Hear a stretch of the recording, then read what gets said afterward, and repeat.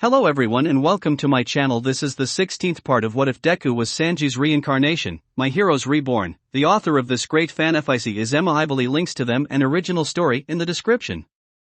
Chapter 16, The Semi-Finals. Izuku and Ida got to the battlefield. Both of them looked at each other. Midoriya, no matter who wins, no hard feelings, said Ida. I was going to say the same thing, said Izuku. And begin. Izuku immediately turned on observation haki as this fight would better be suited for it. Ida immediately ran towards Izuku and aimed a kick right at him, however Izuku quickly blocked with a kick of his own haki-covered kick. Izuku managed to kick Ida away. I thought you were going to give it your all, said Ida, moving in for another kick, which Izuku chose to dodge this time. I am, said Izuku.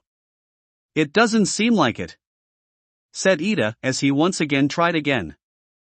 I have way too many tricks up my sleeve, said Izuku, managing to get his own kick in. What?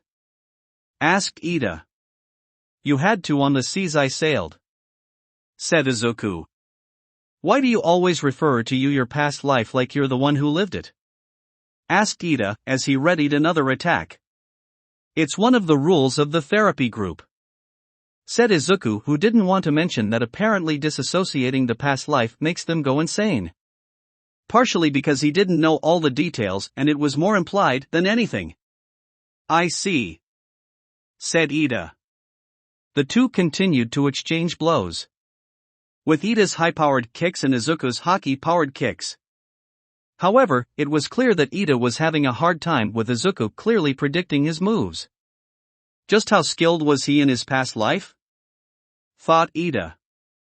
Izuku once again dodged a kick. He landed on his feet. Ida once again ran towards him and revved up his engine for a very powerful kick. However, Izuku once again blocked his own kick and managed to push it back. Hey, I was wondering, said Izuku. What?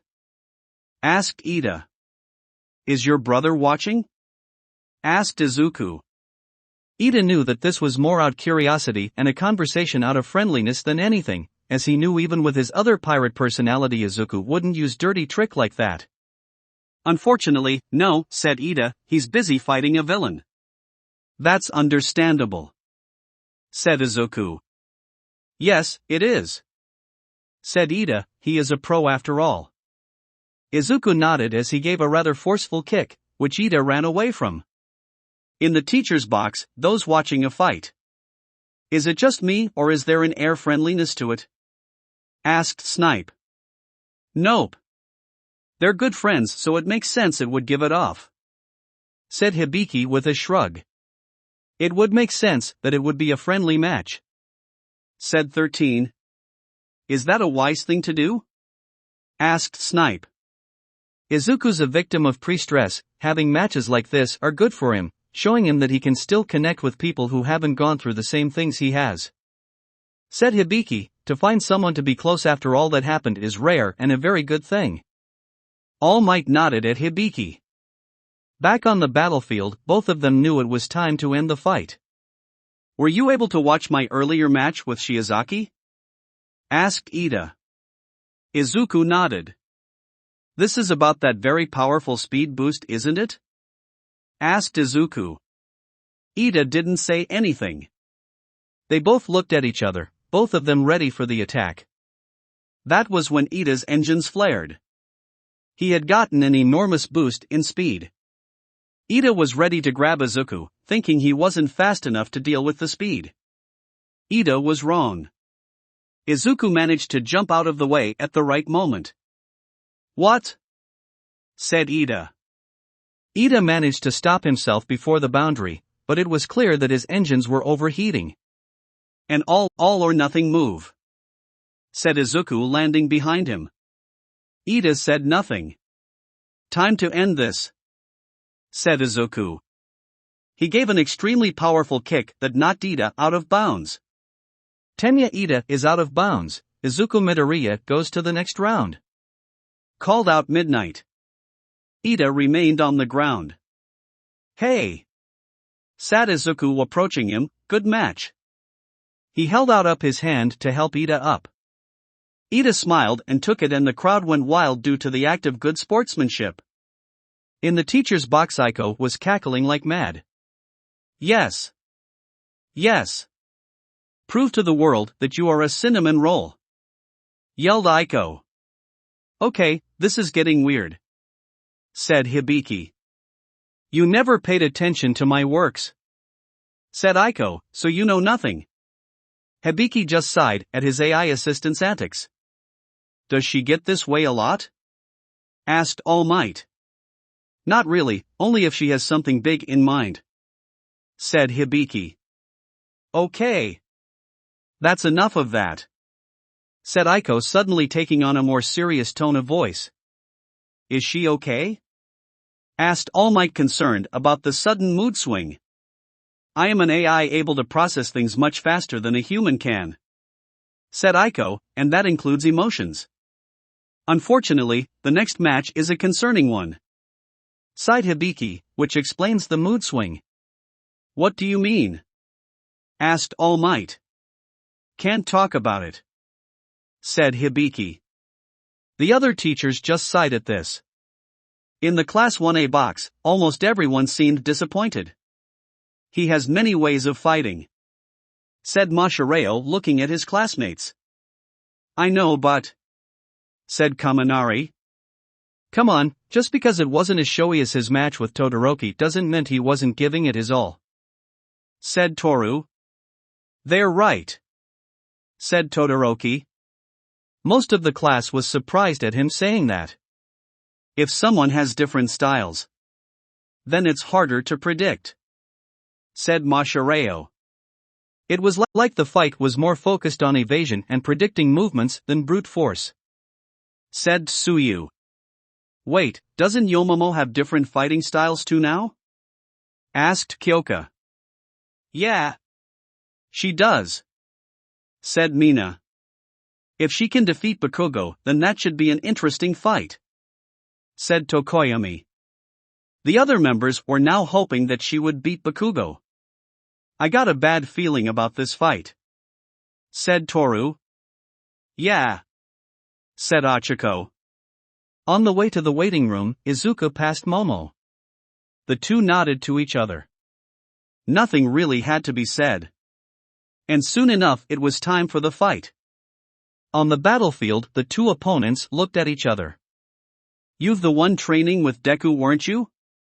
Asked Bakugo. So what if I was?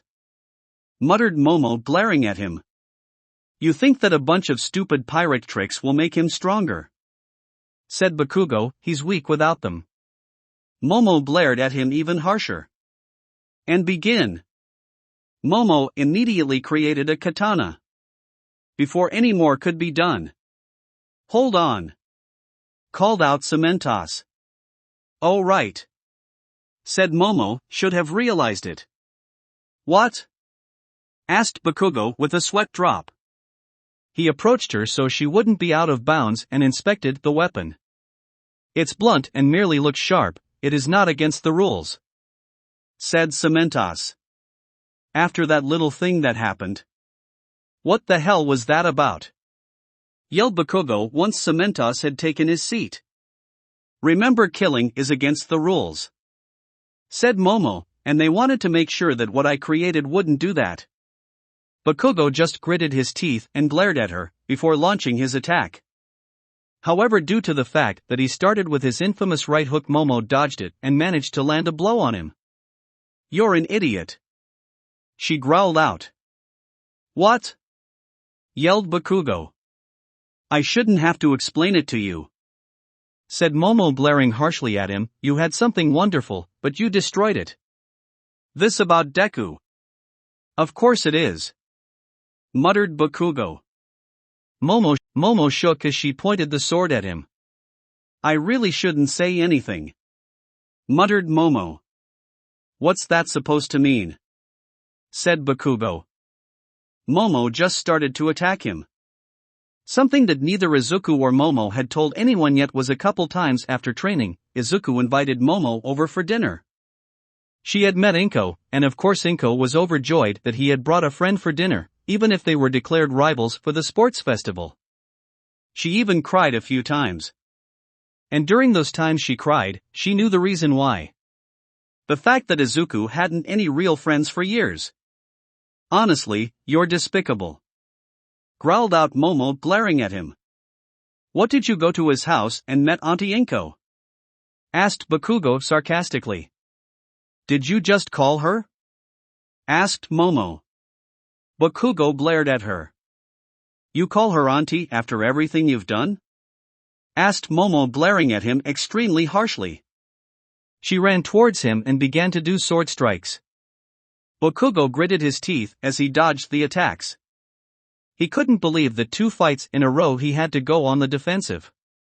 It should be pointed with the way Momo was fighting. In her past life, in the most serious of fights, when Urza truly took things seriously, she would ditch all armor and fight with a katana. Which was what she was doing right now. However, it wasn't always the best way to fight. As Bakugo dodged the sword strike, he realized what she said.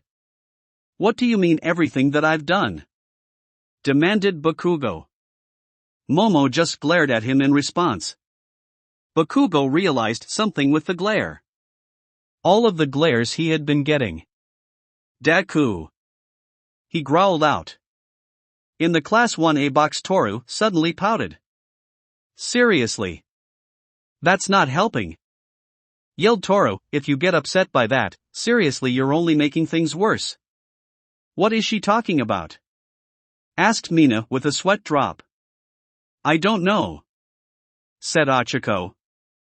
Back on the battlefield, Bakugo was angry. What did he tell you? Asked 3-Ed Bakugo. Momo didn't answer him. I said, what did he tell you? Asked Bakugo. He ran towards her, his arm outstretched. She tried to create a shield.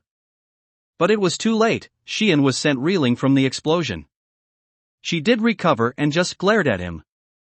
What? Are you trying to protect him from me? Is that it?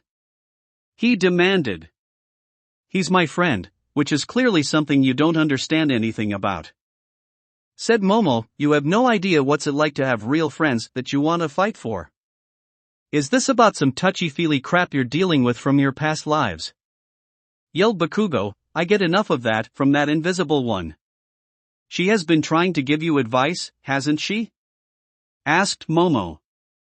Bakugo tried to attack her again, but this time she did create a shield.